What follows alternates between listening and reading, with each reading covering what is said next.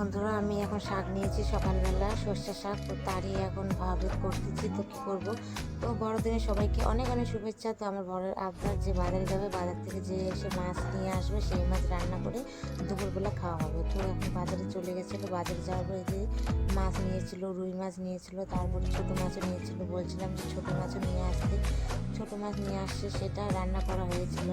রান্না করার হওয়ার পর এখানে মাছ বেশিটা নেয় না। তোমরা আবার বলতে পারো যে এতটুকু মাছ কে কে খাবে, কারণ অল্প মানুষ, তার জন্য অল্পই মাছ। তো যাওয়ার পরে যে ছোটো মাছের দোকানে চলে আসছিলো, ছোটো মাছ নিয়েছিল। এখানে অনেকদিনই ছোটো মাছ ছিল, কিন্তু বাটা পোনায় নিয়েছিল মাছ। নেওয়ার পরে যে সবজি বাজার নিয়ে এসেছে, সবজি বাজার নিয়ে এসে বলে আমাকে বলে এখন রান্না করে দাও, দুপুরবেলা চান ধান করে খাবো। তো কী করবো, তার আবদার। তো এখানে আমি চলে এসেছি, এখন মাছটা ধুয়ে নিচ্ছি। ধুয়ে নেওয়ার পরে এখানে আমি দেখাচ্ছি তোমাদের দাদাভাইকে যে মাছের পিসগুলো এত ছোট ছোট হয়েছে কেন, আমি এই কথাই বলতেছিলাম। তা বলার পরে এই যে কড়ার মধ্যে এখন মাছ ভেজে তুলে দিয়েছি। তোলার পরে দুদিকে উল্টা উল্টা করে দিয়ে মাছগুলো একটু ভালো করে কড়কড় করে ভেজে নেব।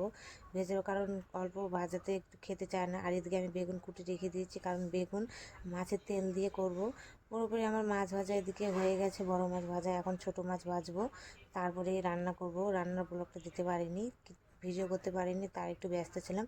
তো হয়ে যাওয়ার পর এদিকে রান্না কমপ্লিট হয়ে গেছে। তো আমরা দুপুরে খেতে বসে গেছি। তোমরা দুপুরে আজকে কী কী খেয়েছো কমেন্ট